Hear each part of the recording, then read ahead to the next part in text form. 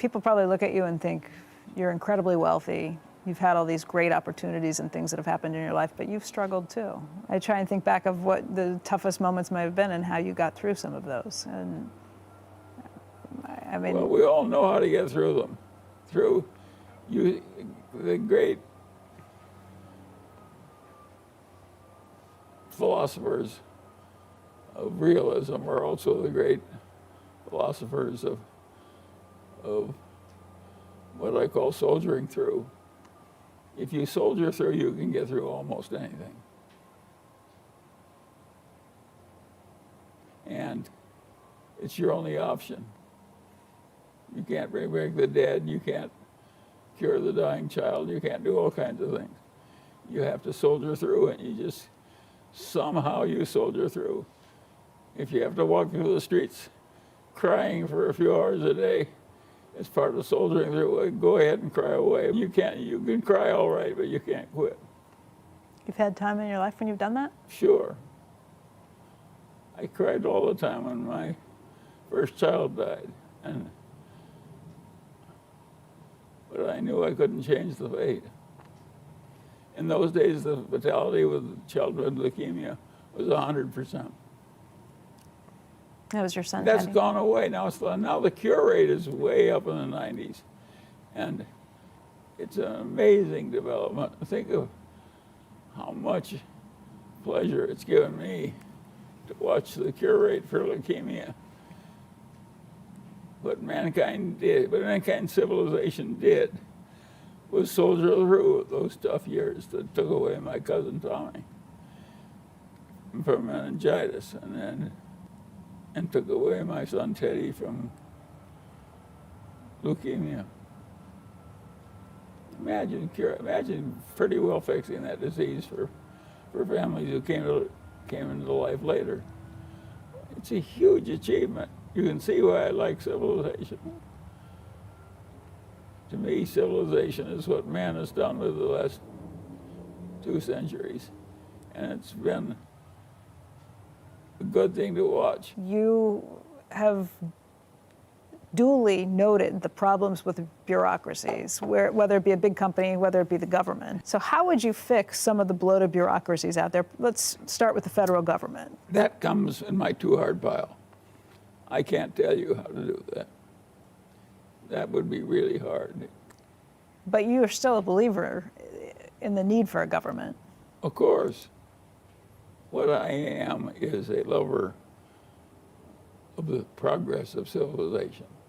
My father's father and my father's mother both thought exactly the same way. And the great moral book, they took me to church in the Presbyterian church and all that.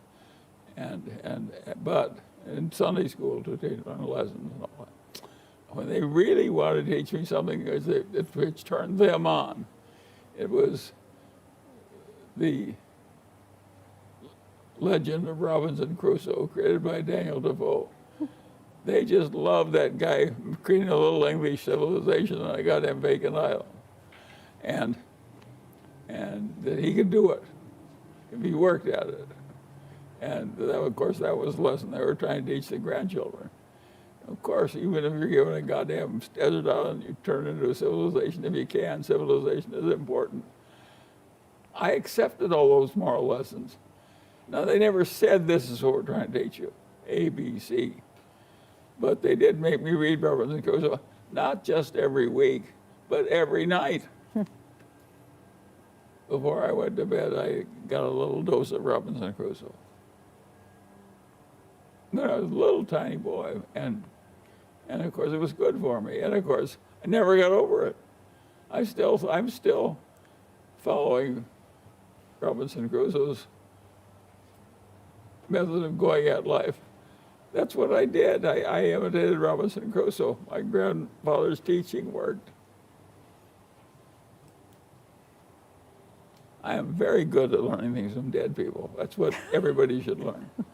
I had one grandfather on the other side whose life never overlapped mine. He was dead before I was born.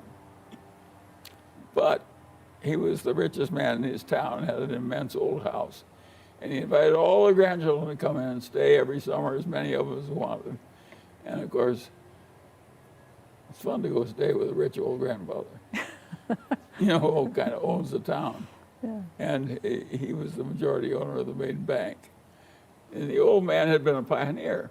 He'd come there as a pioneer and lost all his money in some bank failure in the East.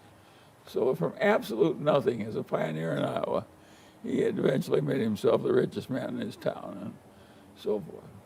And what he loved to do was talk about the hard old days of living in a sod house, which is a cave. You moved into a cave in the winter. How many people want to raise two little children in a cave, in Iowa winter, living in a cave with two little children? Well, that's what he gave his wife in marriage. And they, from that poor start, ended up with this huge success. He loved to talk about the early days because he was so proud of having survived them, the Indian Wars and everything. My grandmother Ingham wouldn't talk to the grandchildren about the early days. If they tried to talk about them, they said they were mean, hard days. I don't like to remember them. Get them out of them. Don't talk about them in front of me. But Grandfather Ingham just talked endlessly about the end of days and how he'd surmounted all these hardships. And what he taught the grandchildren of a fiscal nature, he says, you know, he says, people think Iowa's the best farmland in the world and I own a lot of it. And it's a good place to have a bank and I own the main bank. It looks pretty easy looking back in retrospect, but it was damn hard, I want you to know. What you grandchildren have to realize, it was his version of Robinson's, is when they give you a real opportunity, the world's not going to do it very often. And you're only going to get 3 or 4 of these invitations to the pie counter. And when you get your invitation, for God's sakes, don't take a small helping. he basically said, lever up when you're sure you're right. And of course, that's good advice. But be sure you're right is what makes it hard. How can you be sure you're right? Yeah. Well, but you can't, that's the point. You can't do it very often. Just a few times in a lifetime. Even if you're a Grandpa Ingham or a Warren Buffett, you only get a few trips to the pie counter. If you gave me the power to write all the laws of the world, I would sit down, even if it happened a day, and try and help you write those laws. I would think it was the most important thing that mankind could possibly do, because there's a lot of laws that are stupid and cause bad results.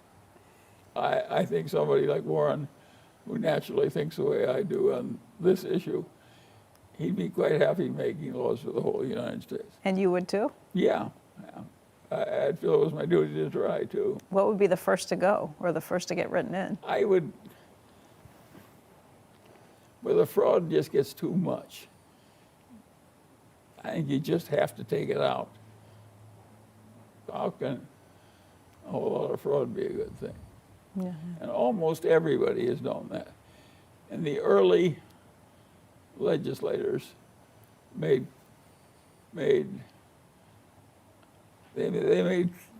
creating artificial currency. You tried to pass it off as real. They made that as a very serious crime. And of course, they killed you for it. And that was probably a good rule of that step in mankind's civilization, was to kill the counterfeiters. One thing I'll guarantee you is a counterfeiter who's dead is not going to counterfeit any more currency. There are actually people in our liberal arts universities who think that it's cruel to kill people, but I consider some people so damn mischievous that it's a very good place to have them, is dead as soon as possible. So you bring back more capital punishment? Yes. There's an article that just came out about Oregon, which decriminalized all of illegal drugs, and is now rethinking that decriminalization because of what it has led to. They thought by offering people help to cure their addictions, that would be enough to offset it. What they've found instead is that they have places that are overrun with drug users on the streets, making it very difficult to live. A mess. Yeah. Yeah, of course that's true, and that's the kind of problem you run into. The great rulers are people like Lee Kuan Yew and Lon Fuller. And Lee Kuan Yew, he said, figure out what works and do it. And of course, mathematically that translates figure out what doesn't work and avoid it.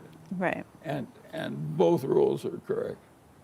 And you have to get it right, or as close to right as human beings can get it right.